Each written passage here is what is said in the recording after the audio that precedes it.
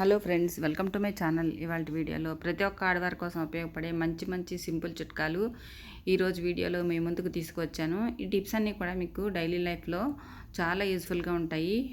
ఇంకా మీ పనులన్నీ కూడా సులువుగా ఇంకా సింపుల్గా చేసుకుని మీ టైంతో పాటు మనీని కూడా ఆదా చేసుకునే మంచి చిట్కాలండి.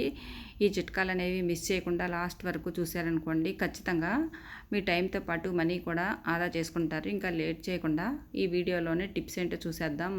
ముందుగా ఫస్ట్ టిప్ ఏంటంటే, ఇలా ఒక పచ్చడి కట్టిని తీసుకుని దాంట్లో 2 స్పూన్లు కొబ్బరి నూనె వేసుకున్నాను. తర్వాత దాంట్లో ఒక పావు టేబుల్ స్పూన్ పసుపు కూడా వేసుకుని స్టవ్ వెలిగించి స్టవ్ చిన్న సెగ పెట్టుకొని దాని మీద ఈ పచ్చడి గట్టి పెట్టుకుని ఈ కొబ్బరి నూనె ఇంకా పసుపు మిశ్రమం అంతా కొద్దిగా అంటే గోరువెచ్చగా అయ్యేలాగా మనం వేడి చేసుకోవాలి. తర్వాత ఇప్పుడు దీన్ని మనం కొంచెం గోరువెచ్చగా ఉండగానే మనకి ఇలా వేళ సందుల్లో ఎక్కువగా ఈ వర్షాకాలంలో మనము పనిచేయటం వల్ల ఎక్కువగా నీరు అనేది ఉండిపోయి మనకి వేళ మధ్యలో పాసిపోయినట్టుగా అయిపోతుంది కదా. అంటే అక్కడక్కడ మనకి ఎర్రగా అయిపోవటము, పుండి పట్టము జరుగుతూ ఉంటుంది కదా. అలాంటప్పుడు ఇలా తయారు చేసుకున్నటువంటి ఈ మిశ్రమం ఉంది కదండి, ఇది కనుక యూజ్ చేసామనుకోండి మనకి కాళ్ళ వరుపులు అనేవి పూర్తిగా తగ్గుతాయి.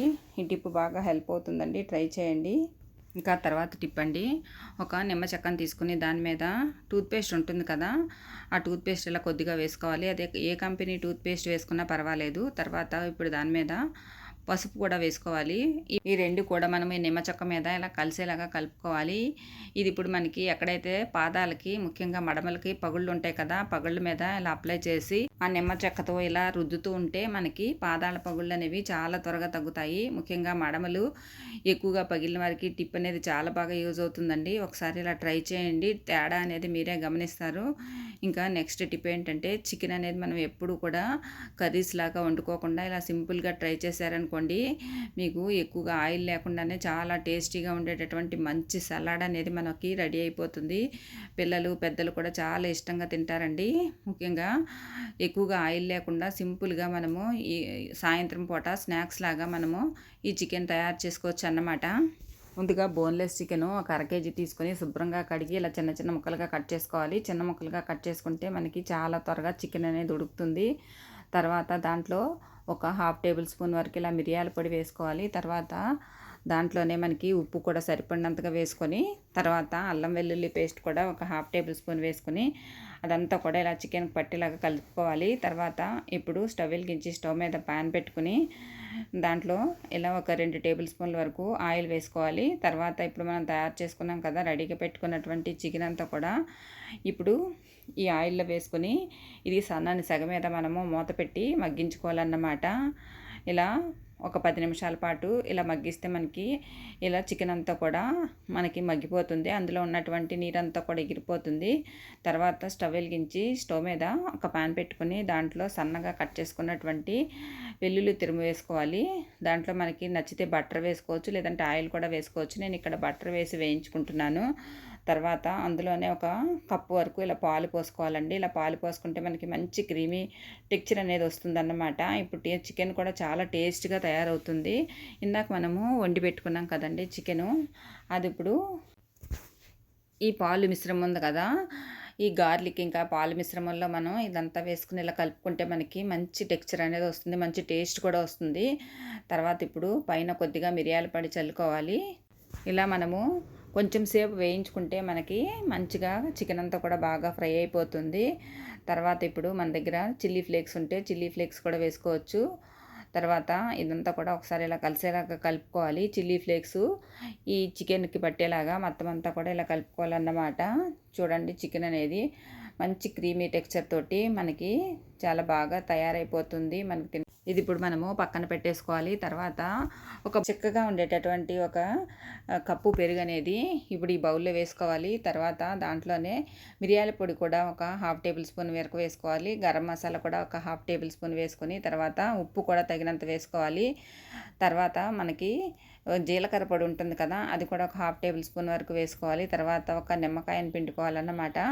చూడండి, ఇప్పుడు ఇదంతా కూడా మనం ఈ పెరుగులో కలిసేలాగా కలుపుకుంటే మనకి ఈ చికెన్ మీద వేసుకోవడానికి డ్రెస్సింగ్ అనేది తయారైపోతుందన్నమాట. చూడండి, ఇలా కలిపాం కదా, ఇది ఇప్పుడు పక్కన పెట్టేసుకోవాలి. ఇప్పుడు మనము ఒక ప్లేట్ తీసుకొని దాంట్లో ఇలా క్యారెట్, క్యాబేజీ, తర్వాత ఉల్లిపాయ ముక్కలు, తర్వాత టమాటా ముక్కలు ఇవన్నీ కూడా మనకి ఇలా కట్ చేసుకోవాలి. ఇలా కట్ చేసుకున్న తర్వాత ఇప్పుడు మనం రెడీగా పెట్టుకున్నటువంటి చికెన్ ఉంది కదండి, ఈ చికెన్ అనేది ఇప్పుడు ఆ కూరగాయ ముక్కల మీద వేసుకోవాలి. తర్వాత ఇప్పుడు మనం తయారు చేసుకున్నాం కదా పెరుగు మిశ్రమము, ఈ మిశ్రమం అంతా కూడా ఇలాగా ఈ చికెన్ ముక్కల మీద వేసేసుకోవాలి. మనకి మంచి టేస్టీగా ఉండే చికెన్ సాలడ్ అనేది మనకి తయారైపోతుంది అనమాట. ఈ పెరుగుతో తింటే మనకి చికెన్ అనేది చాలా టేస్ట్గా ఉంటుంది. ఎప్పుడు కూడా మనము కర్రీస్ అవి వండుకోకుండా ఇలా సింపుల్గా మనం చికెన్ తోటి స్నాక్స్ తయారు చేసుకుంటే పిల్లలు పెద్దలు కూడా చాలా ఇష్టంగా తింటారు. చికెన్ కూర వండుకొని తినడానికి బోరు కొట్టినప్పుడు ఇలా ట్రై చేయండి. సాయంత్రం పూట స్నాక్స్ లాగా కూడా చాలా బాగుంటుందండి. ఎక్కువగా మనకి ఆయిల్ వాడకుండా ఈజీగా మనం తయారు చేసుకోవచ్చు. అంతేకాకుండా ఇలా తయారు చేసుకుంటే మనకి శరీరంలోకి ఎక్కువగా క్యాలరీలు కూడా చేరకుండా ఉంటాయి. చాలా తక్కువ ఆయిల్తోనే మనం ఇలా తయారు చేసేసుకోవచ్చు. అంతేకాకుండా ఇందులో మనకి పెరుగు కూడా వేసుకున్నాం కదా, తినడానికి కూడా చాలా టేస్టీగా కూడా ఉంటుంది.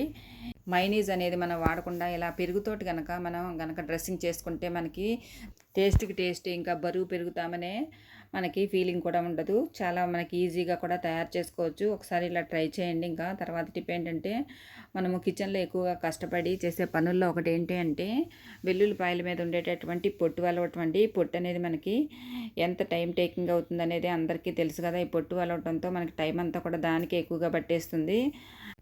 అలా కాకుండా మనకి ఇలా వెల్లుల్లి రెబ్బల మీద పొట్టు అనేది ఈజీగా తీసే ఒక మంచి టిప్ చెప్తానండి. ఈ టిప్ అనేది మీకు చాలా బాగా యూజ్ అవుతుంది. ముఖ్యంగా ఈ వెల్లుల్లి మీద ఉండేటటువంటి పొట్టు అనేది చాలా ఈజీగా వచ్చేస్తుంది అన్నమాట.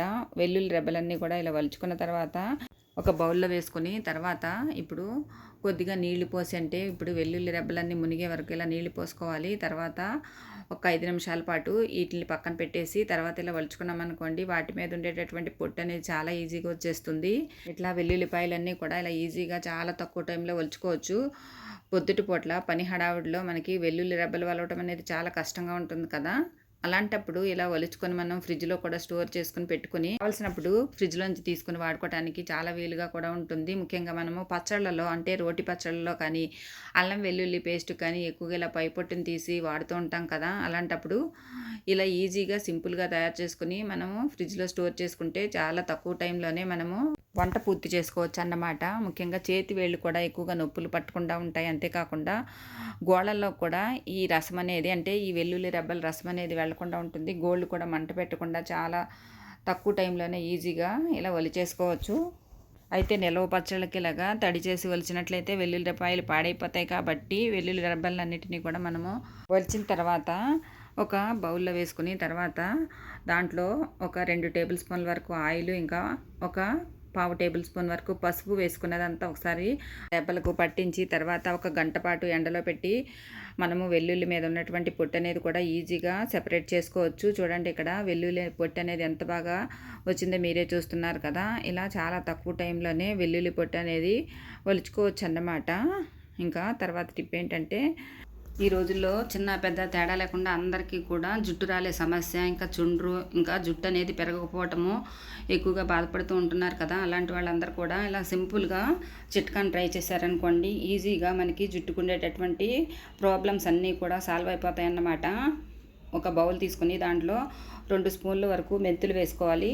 తర్వాత అవిసె గింజలు ఉంటాయి కదా, అవి కూడా ఒక 2 స్పూన్లు వేసుకోవాలి. తర్వాత కరివేపాకు ఉంటుంది కదా, అది కూడా ఒక 2-3 రెబ్బలు తీసుకుని ఇలా అవన్నీ కూడా ఆకులు ఇలా తుంచి వేసుకోవాలి. తర్వాత దాంట్లోని 2 స్పూన్లు బియ్యం కూడా వేసుకుని ఇప్పుడు అవన్నీ కూడా మునిగేలాగా నీళ్లు పోసుకోవాలి. ఇలా నీళ్లు పోసుకుని ఒకసారి ఇలా చేత్తో కలిపేసుకోవాలి మొత్తం అంతా కూడా. కొంచెం ఈ కరివేపాకులో ఉండేటటువంటి సారం అంతా కూడా కొంచెం మనము ఆ నీళ్ళలోకి వచ్చేలాగా కొంచెం ఆ కరివేపాకుని ఇలాగా కొద్దిగా నలిపి వేసుకుంటే కొంచెం త్వరగా సారం అనేది వస్తుంది. తర్వాత ఇలా ఈ బౌల్ మీద ఒక మూత పెట్టేసి రాత్రిపూట అంతా కూడా ఇవంతా రాత్రిపూట నానితే మనకి చాలా బాగా నానుతాయి అన్నమాట. ఒక రాత్రి అంతా నాననివ్వాలి. నానితే మనకి ఇలా పూర్తిగా నానిపోయి అందులో ఉండేటటువంటి సారం అంతా కూడా నీళ్ళలోకి వచ్చేస్తుంది.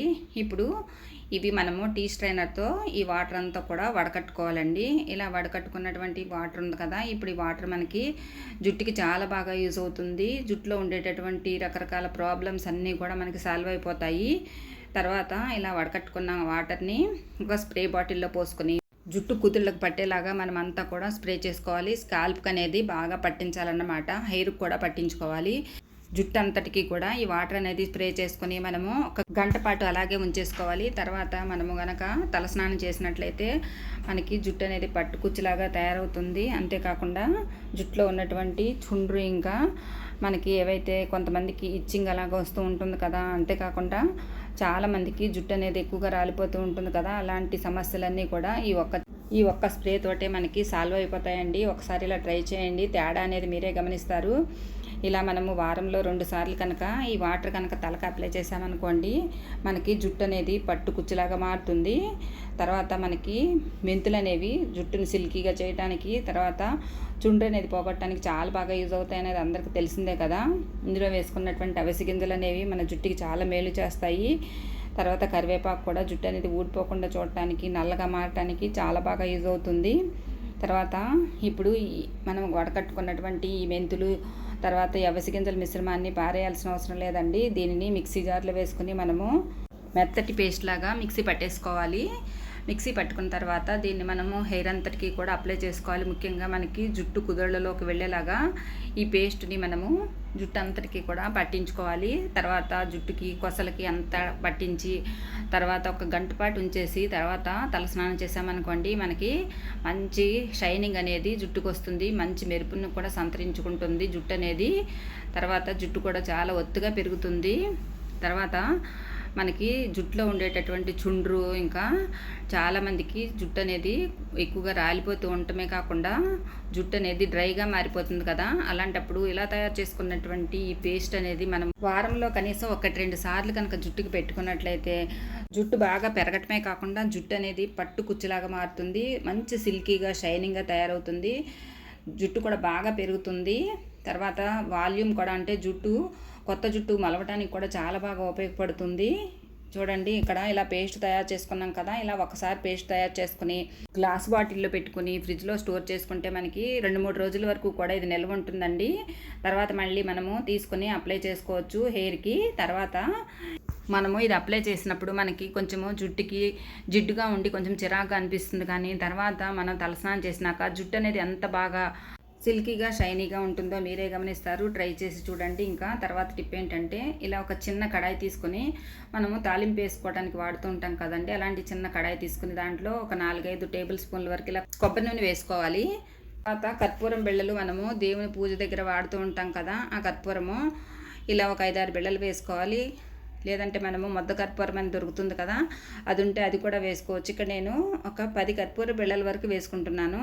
అంటే కొంచెం ఎక్కువగా కొబ్బరి నూనె తీసుకున్నాను కదా, అందుకని ఎక్కువగా కొంచెము కర్పూరం వేసుకుంటున్నానండి.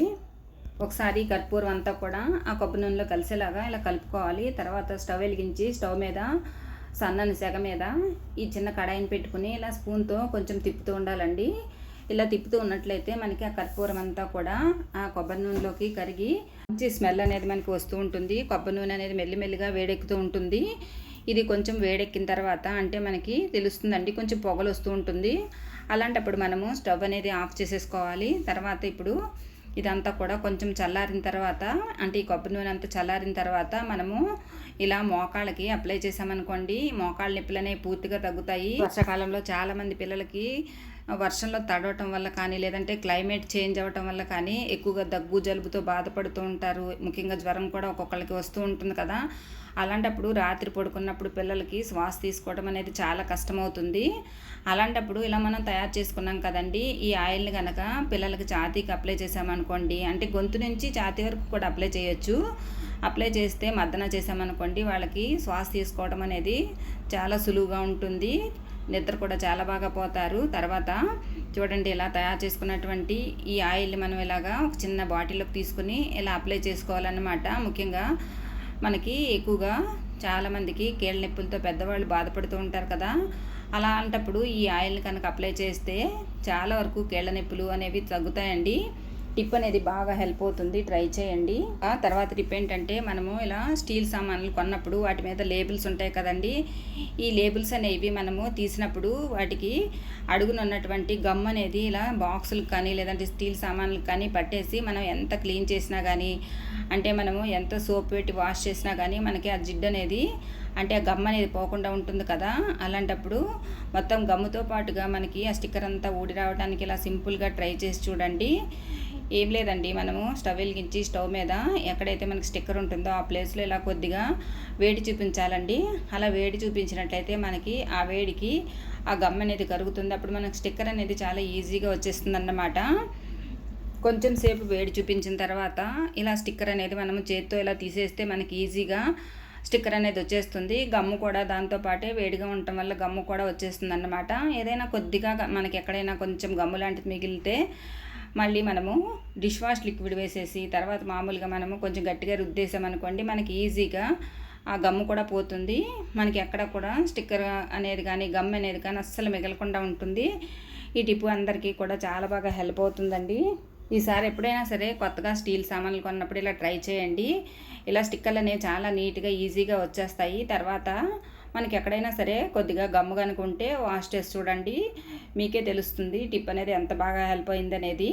చూడండి, ఇక్కడ అన్నిటి మీద గమ్ అనేది తీసిన తర్వాత మొత్తం అన్నీ కూడా ఎంత నీట్గా ఉన్నాయి మీరే చూస్తున్నారు కదా. ఫ్రెండ్స్, ప్లీజ్ ఒక చిన్న రిక్వెస్ట్ అండి, ఈ వీడియోలోని టిప్స్ కనుక మీకు నచ్చినట్లయితే ప్లీజ్ ఒక లైక్ చేయండి. కొత్తగా ఎవరైనా సరే మన ఛానల్ కనుక చూస్తున్నట్లయితే ప్లీజ్ సబ్స్క్రైబ్ చేసుకోండి. పక్కనే ఉన్న బెల్ సింబల్ ఆన్ చేస్తే నేను చేసేటటువంటి కొత్త ఐడియాస్ అన్నీ కూడా మీకు నోటిఫికేషన్ ద్వారా వస్తాయండి. ఇంకా తర్వాత టిప్ ఏంటో చూసేద్దామండి. ఒక గుప్పెడు ఒలిచినటువంటి వెల్లుల్లి రెబ్బలు తీసుకొని మనకి ఇలా అల్లం దంచేది ఉంటుంది కదా, దాంట్లో వేసేసుకొని ఇలాగా పచ్చగా దంచుకోవాలన్నమాట. ఇలా దంచుకునేటప్పుడే మనము ఇందులో 2 టేబుల్ స్పూన్ల వరకు కారం వేసుకోవాలి. తర్వాత జీలకర్ర కూడా 1 స్పూన్ వేసుకోవాలి. తగినంత ఉప్పు కూడా వేసుకోవాలి. ఇదంతా కూడా మనము కచ్చపచ్చగా దంచి పెట్టుకోవాలన్నమాట. ఇప్పుడు ఇది ఎందుకు ఉపయోగిస్తామంటే, మనము ఎప్పుడూ కూడా ఒకటే రకమైనటువంటి రైస్ కాకుండా ఇలా మనం ఫ్లేవర్డ్ రైస్ అంటే వెల్లుల్లి ఫ్లేవర్డ్ రైస్ చేసుకున్నాం అనుకోండి, మనకి తినడానికి పిల్లలకి కూడా చాలా బాగుంటుంది. ఒకసారి ఇలా ట్రై చేసి చూడండి, మళ్ళీ కూడా మీరు ఇదే చేసుకుని తింటారు. చూడండి, ఇలాగా మనం కచ్చాపచ్చగా దంచేసి ఈ మిశ్రమాన్ని మనము పక్కన పెట్టేసుకోవాలి. అంటే మనం ఇప్పుడు వెల్లుల్లి కారం అనేది రెడీ చేసుకుని ఉంచుకున్నామన్నమాట. ఇప్పుడు స్టవ్ వెలిగించి స్టవ్ మీద ఒక పాన్ పెట్టుకుని దాంట్లో ఒక 2 టేబుల్ స్పూన్ల వరకు ఆయిల్ వేసుకోవాలి. ఆయిల్ వేసుకున్న తర్వాత అది కొద్దిగా వేడెక్కిన తర్వాత దాంట్లో ఒక పెద్ద ఉల్లిపాయని ఇలా చిన్న ముక్కలుగా కట్ చేసుకుని ఇప్పుడు ఆయిల్లో వేసుకోవాలి. ఈ ఉల్లిపాయ అనేది మనకి కొంచెము గోల్డెన్ బ్రౌన్ కలర్ వచ్చేలాగా వేపుకోవాలి. తర్వాత అందులోనే ఒక రెబ్బ కరివేపాకును కూడా వేసుకోవాలి. తర్వాత ఒక 2 టమాటాలు చిన్న ముక్కలుగా కట్ చేసుకుని ఇలా ఆ ఉల్లిపాయల్లో వేసుకోవాలి. ఈ టమాటా ముక్కలు మనకి ఈ ఉల్లిపాయల్లో కొద్దిగా మగ్గాలండి, అంటే టమాటాలు కొంచెం మెత్తబడాలన్నమాట. ఇలా వేగితే మనకి టమాటాల్లో ఉండే పచ్చివాసన కూడా పోతుంది. తర్వాత ఇప్పుడు మనం దంచి పెట్టుకున్నాం కదా ఈ వెల్లుల్లి కారం అనేది ఇప్పుడు ఈ టమాటాలు ఇంకా ఈ ఉల్లిపాయల మిశ్రమంలో వేసేసుకోవాలి. ఇప్పుడు ఈ వెల్లుల్లి కారం అనేది మనకి కొద్దిగా నూనెలో బాగా వేగాలండి, పచ్చివాసన పోయేలాగా వేయించుకోవాలి. తర్వాత మనకి పసుపు కూడా ఇదంతా వేసుకున్నాం కదా. ఇప్పుడు ఒక 4 గుడ్లను ఇలాగ ఒక బౌల్లోకి ముందుగానే మనం కొట్టిపెట్టుకుని తర్వాత ఈ మిశ్రమం అంతా కూడా ఒకసారి కలుపుకొని తర్వాత ఇలా వేగుతున్నటువంటి ఈ మిశ్రమంలో మనం ఈ గుడ్ల మిశ్రమాన్ని పోసుకోవాలి. తర్వాత ఈ గుడ్లు అనేవి మనం బాగా గరిటతో కలిపేసామనుకోండి, మనకి అంతా కూడా చెదురు అయిపోతుంది. అందుకనే మనం బాగా గుడ్లు అనేవి కదపకుండా పైన మాత్రమే కలుపుకోవాలి. తర్వాత ముందుగా వండి పెట్టుకున్నటువంటి ఒక 2 కప్పుల రైస్ని ఇప్పుడు మనం ఈ వేగుతున్నటువంటి మిశ్రమంలో వేసుకోవాలి. ఒకసారి ఇదంతా కూడా పైకి కిందకి బాగా కలిసేలాగా కలుపుకోవాలన్నమాట. ఇలా కలుపుకుంటూ ఉన్నప్పుడే మనకి నచ్చినట్లయితే మనం కొద్దిగా గరం మసాలా కూడా వేసుకోవచ్చు. ఇంకా టేస్ట్గా కావాలి, ఇంకా మనకి ఫ్లేవర్డ్గా కావాలంటే కొద్దిగా జీలకర్ర పొడి ఇంకా ధనియాల పొడి కూడా వేసుకోవచ్చు. తర్వాత మనం అంతా వేగిన తర్వాత కొత్తిమీర కొంచెం ఎక్కువ వేసుకుంటే బాగుంటుంది. కొత్తిమీర వేసుకుని తర్వాత మనం ఇలా పైన నిమ్మరసం చల్లుకున్నామనుకోండి, మనకి తినడానికి ఈ రైస్ అనేది చాలా బాగుంటుందండి. ఒకసారి ఇలా పిల్లలకి చేసి పెట్టండి. తర్వాత పిల్లలు మళ్ళీ అదే చేయమని కూడా అడుగుతారు. పిల్లలకి లంచ్ బాక్సుల్లోకి ఇంకా పొద్దున్నే ఆఫీసులకు వెళ్ళే వాళ్ళకి కూడా బాక్సుల్లోకి ఈ రైస్ అనేది చాలా బాగుంటుందండి. ఒకసారి ట్రై చేసి చూడండి. ఇంకా తర్వాత టిప్ ఏంటంటే, ఒక్క కాకరకాయ ఉంటే చాలండి, ఇంట్లో ఉన్నటువంటి బల్లులు, ఎలుకలు, బొద్దింకలు ఇలాంటివన్నీ కూడా మనకి చాలా బాగా ఇంట్లో నుంచి బయటికి పారిపోతాయి అన్నమాట. ఒక కాకరకాయని తీసుకొని ఇలా మనము చిన్న ముక్కలుగా కట్ చేసుకోవాలి. ఇలా కాకరకాయను కట్ చేసుకున్న తర్వాత దాంట్లో ఉన్నటువంటి విత్తనాలు ఉంటాయి కదా, ఆ విత్తనాలన్నీ కూడా తీసేయాలి. ఈ ఒక్క కాకరకాయ అనేది ఇంట్లో ఉన్నటువంటి బల్లులకు కానీ ఎలుకలకు కానీ లేదంటే ఎక్కువగా బొద్దింకలు కానీ తిరుగుతున్నట్లయితే మనకి చాలా బాగా హెల్ప్ అవుతుందన్నమాట. ముఖ్యంగా ఎలుకలు ఇంట్లో తిరుగుతున్నట్లయితే ఇంట్లో వస్తువులన్నీ చిందరవందర చేయటమే కాకుండా ఇంట్లో ఉన్నటువంటి ఆహార పదార్థాలన్నీ పాడు చేసి మనకి చాలా చికాకును కలిగిస్తూ ఉంటాయి కదా. ఎన్ని రకాలైనటువంటి మందులు వాడినా వాటికి తగ్గట్టున ఫలితం అనేది ఉండదు కదా. అంతేకాకుండా బల్లులు కూడా గోడల మీద తిరుగుతూ ఉన్నప్పుడు మనకి చాలా చికాకుగా ఉంటుంది. కొంతమంది చాలా వరకు భయపడుతూ కూడా ఉంటారు వాటిని చూసినప్పుడల్లా. అలాంటప్పుడు ఇలా సింపుల్గా ట్రై చేయండి. మీకు ఇంట్లో ఒక్క ఎలుక కానీ బల్లి కానీ లేదంటే బొద్దింకలు కానీ మనకి అస్సలు కనిపించవన్నమాట. చూడండి, ఇలా విత్తనాలన్నీ తీసేసుకోవాలి. తర్వాత ఈ కాకరకాయని చిన్న చిన్న ముక్కలుగా కట్ చేసేయాలి. చిన్న చిన్న ముక్కలుగా కట్ చేసుకున్నటువంటి ఈ ముక్కలన్నీ కూడా మనం మిక్సీ జార్లో వేసినప్పుడు మనకి చాలా త్వరగా నలుగుతాయి. కాకరకాయలో ఉండేటటువంటి చేదు అనేది ఎలుకలకి బల్లెలకి బొద్దింకలకి అస్సలు నచ్చదండి. దానివల్ల ఇంటి నుంచి చాలా దూరంగా పారిపోతాయి. అంతేకాకుండా మనకి ఇంట్లో బొద్దింకలు కనుక ఉన్నట్లయితే ఇంట్లో నెగిటివ్ ఎనర్జీ ఉంటుంది అంటారు కదా. అలాంటప్పుడు ఇలా సింపుల్గా మనము చిన్న చిన్న చిట్కాలు కనుక ట్రై చేసామనుకోండి, ఇంట్లో ఉన్నటువంటి బొద్దింకలు అనేవి చాలా ఈజీగా పోగొట్టుకోవచ్చు అన్నమాట. ఇలా చిన్న చిన్న ముక్కలుగా కట్ చేసుకున్నాం కదా. ఇప్పుడు ఈ ముక్కలన్నీ కూడా మనము మిక్సీ జార్లో వేసుకోవాలి. తర్వాత మన దగ్గర బిర్యానీ ఆకులు ఉంటాయి కదా, వీటినే పలావ్ ఆకులు అంటారు చూడండి. ఒక 2-3 తీసుకుని ఇలా చిన్న చిన్న ముక్కలుగా తుంపేసి మనము ఈ కాకరకాయ ముక్కల్లో వేసుకోవాలి. కర్పూరం బిళ్ళలు ఉంటాయి కదా, దేవుడి దగ్గర వెలిగిస్తూ ఉంటాము. ఆ కర్పూరం కూడా ఒక 2-3 బిళ్ళలను ఇలా నలిపేసి వేసుకోవాలి. తర్వాత డెట్టాల్ ఉంటుంది కదా, ఈ డెట్టాల్ కూడా ఒక మూత డెట్టాల్ వరకు ఇందులో వేసేసుకొని మనము కొద్దిగా నీళ్లు పోసుకుంటూ ఇదంతా కూడా మనము మెత్తటి పేస్ట్ లాగా మిక్సీ పట్టేసుకోవాలి. చూడండి, ఇలా మిక్సీ పట్టుకున్నాం కదా. ఇప్పుడు ఇది మనము టీ వడపోసే స్ట్రైనర్ ఉంటుంది కదా, దానితోటి మనము వడకట్టుకోవాలండి. వడకట్టుకుంటే మనకి జ్యూస్ వస్తుంది కదా, ఆ జ్యూస్ అనేది మనకి ముందుగా వాడుకుంటాము. ఇలా మనం వడకట్టుకున్న తర్వాత పైన ఈ పిప్ అనేది వస్తుంది కదా, ఇది కూడా మనం పారేయాల్సిన అవసరం లేదండి. ఇది కూడా మనం ఉపయోగించుకోవచ్చు. ఇది పక్కన పెట్టేసుకుని దీన్ని ఎలా ఉపయోగించుకోవాలనేది తర్వాత చెప్తానండి. ఇలా ఒక బౌల్లోకి తీసేసుకుని పక్కన పెట్టేసుకోవాలి. ఇలా జ్యూస్ అంతా కూడా మనం వడకట్టేసుకోవాలి గిన్నెలోకి. ఇప్పుడు వాడేసిన తర్వాత మనము కొన్ని కూల్ డ్రింక్ బాటిల్స్ కానీ వాటర్ బాటిల్స్ కానీ వేస్ట్ అని పారేస్తాం కదా, అలాంటి బాటిల్ని ఒకదాన్ని తీసుకోవాలి. ఆ పైన ఉన్నటువంటి మూత ఉంటుంది కదా, దానికి ముందుగానే ఏదైనా సూదిని కానీ లేదంటే చిన్న చాకును కానీ వేడి చేసి చిన్న చిన్న హోల్స్ అనేవి పెట్టుకోవాలండి. పిన్నీస్ కానీ కూడా వేడి చేసి పెట్టుకున్న చిన్న హోల్స్ అనేవి పడతాయన్నమాట. తర్వాత ఇప్పుడు బాటిల్ పోసేసుకుని ఆ మిశ్రమం అంతా కూడా మనము ఈ బాటిల్కి మూత పెట్టేసి, తర్వాత ఇప్పుడు మనము బల్లులు బొద్దింకలు ఎక్కువగా తిరుగుతూ ఉంటాయో ఆ ప్లేసుల్లో మనము ఇలాగా ఈ వాటర్ని చల్లేయాలండి. ముఖ్యంగా మనకి పొయ్యిగట్టు మీద కూడా ఎక్కువగా బల్లులు బొద్దింకలు ఎలుకలు తిరుగుతూ ఉంటాయి కదా. అలాంటప్పుడు రాత్రిపూట పనంతా అయిపోయిన తర్వాత మనము గిన్నెలన్నీ వాష్ చేసిన తర్వాత వంటగదిని శుభ్రం చేసుకుంటాం కదా, పొయ్యిగట్టు మీద ఇలాగా ఈ మిశ్రమాన్ని పోసేసి తర్వాత ఒక క్లాత్ తోటి ఆ మిశ్రమం అంతా ఇలా తుడిచేయాలి. దాని మీద ఆ పవర్ అంతా కూడా అలా ఉంటుంది కాబట్టి ఆ చేదుకి, ఆ మిశ్రమం చేదుకు ఉంటుంది కదా, ఆ చేదుకి తర్వాత అందులో వేసినటువంటి రకరకాల ఇంగ్రీడియంట్స్ వేసుకున్నాం కదా, వాటి ఘాటికి బల్లులు బొద్దింకలు అనేవి దూరంగా పారిపోతాయి. ఎలుకలు కూడా అస్సలు అనేవి రాకుండా ఉంటాయి. అంతేకాకుండా మనకి ఎక్కడైతే ఎలుకలు వస్తూ ఉంటాయో ముఖ్యంగా డైనింగ్ టేబుల్ కింద, ఇంకా డైనింగ్ టేబుల్ మీద, ఇంకా మనకి ఫర్నిచర్ దగ్గర అక్కడక్కడ కూడా ఇలాగా మనము ఈ మిశ్రమం పోసి తర్వాత ఇలాగా క్లాత్తో క్లీన్ చేయాలి. మళ్ళీ ఇంకా వాటర్తో క్లీన్ చేయకూడదండి. అలాగే నైట్ అంతా కూడా ఉంచేసుకోవాలి. మార్నింగ్ అనేది మనము క్లీన్ చేసుకోవాలి. మామూలు వాటర్తో క్లీన్ చేసుకోవాలన్నమాట. ఎందుకంటే మళ్ళీ మనం వంట చేసుకుంటాం కాబట్టి. ఇందాక మనము పక్కన పెట్టుకున్నాం కదండి వడపోసినటువంటి పిప్పి, దాంట్లో కూడా మనము కొద్దిగా గోధుమ పిండి ఉంటుంది కదా, గోధుమ పిండిని తీసుకొని ఒక 2-3 స్పూన్ల వరకు వేసుకొని అందులో కలుపుకోవాలి. తర్వాత ఇలా నాప్థలిన్ బాల్ని 1 కానీ 2 కానీ తీసుకుని మెత్తని పొడిలాగా దంచుకొని ఇప్పుడు ఆ మిశ్రమంలో వేసేసి ఇలా కలిపేసుకోవాలి. ఇలా కలుపుకున్న తర్వాత ఈ మిశ్రమాన్ని చిన్న చిన్న ఉండలుగా చేసేసుకోవాలి. ఎన్ని ఉండలు వీలైతే అన్ని ఉండలుగా చేసుకోవాలన్నమాట. తర్వాత ఇప్పుడు ఇలా తయారు చేసుకున్నటువంటి బాల్స్ ఉన్నాయి కదా, ఈ బాల్స్ని మనకి ఎక్కడైతే ఎక్కువగా మనకి ఎలుకలు వస్తూ ఉంటాయో ఆ ప్లేసుల్లో పెట్టామనుకోండి, అలా రాత్రిపూట మనం ఈ బాల్స్ అనేవి పెట్టాలండి. ఇలా ఈ బాల్స్ అనేవి రాత్రిపూట పడుకోబోయే ముందు పెట్టి మార్నింగ్ అనేవి బాల్స్ అనేవి తీసేయాలి. ఎందుకంటే చిన్నపిల్లలు ఎక్కువగా ఉన్న ఇళ్లల్లోనూ ఇంకా మనము పెట్స్ పెంచుకుంటూ ఉంటారు కదా, అంటే చాలామంది డాగ్స్ పెంచుకుంటారు, క్యాట్స్ పెంచుకుంటారు. వాళ్ళందరూ కూడా ఇలా కనుక వాటికి అందుబాటులో లేకుండా కూడా చూసుకోవాలన్నమాట. తర్వాత ఇప్పుడు ఇవి తిన్నటువంటి, అంటే ఈ బాల్స్ తిన్నటువంటి ఎలుకలు అనేవి పొట్ట పొంగిపోతుందండి, వాటికి దూరంగా ఇంటి నుంచి పారిపోతాయి.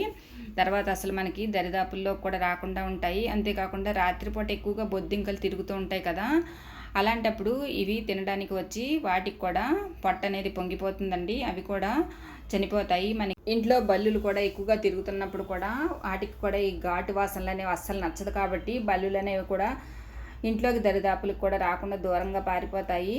ఇలా మనకి ఎక్కడైతే అవసరం పడుతుందో అంటే ఎక్కువగా బల్లులు బొద్దింకలు ఎక్కువగా తిరుగుతూ ఉంటాయో ఎలుకలు ఆ ప్లేసుల్లో ఇలా మనం ఈ వాటర్ కానీ ఇలా తయారు చేసుకున్నటువంటి బాల్స్ కానీ పెట్టామనుకోండి మనకి అస్సలు బొద్దింకలు బల్లులు ఎలుకలు బెడద అనేది ఉండదండి. తర్వాత ఇల్లు కూడా మంచి హైజీనిక్గా అనిపిస్తుంది అవి లేకపోవడం వల్ల.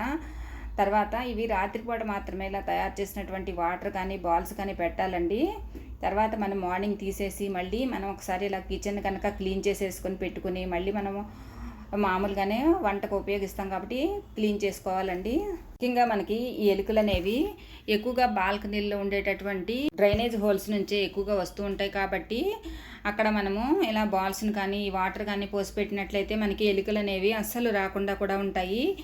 ఈ టిప్ కూడా అందరికీ చాలా బాగా హెల్ప్ అవుతుందండి. ఈ బాల్స్ కూడా మనము ఇలా పొయ్యిగట్టు కింద ఒకటి, తర్వాత బాల్కనీల్లో ఒకటి, ఇంకా మనకి ఎక్కడైతే ఎలుకలు ఎక్కువగా వస్తాయో ముఖ్యంగా డస్ట్బిన్ దగ్గర కూడా ఒకటి పెట్టినట్లయితే మనకి అవి తిన్నటువంటి ఎలుకలు అనేవి దూరంగా పారిపోతాయి అన్నమాట. ఇంకా ఈ టిప్ అనేది కూడా చాలా బాగా అందరికీ హెల్ప్ అవుతుంది. ట్రై చేయండి. ఇంతేనండి వాళ్ళ వీడియోలోని టిప్స్. ఈ టిప్స్ అన్నీ కూడా మీకు నచ్చాయి అనుకుంటున్నానండి. మరికొన్ని కొత్త కొత్త ఐడియాలతో తర్వాత వీడియోలో కలుసుకుందామండి. Thank you for watching this video. Thank you.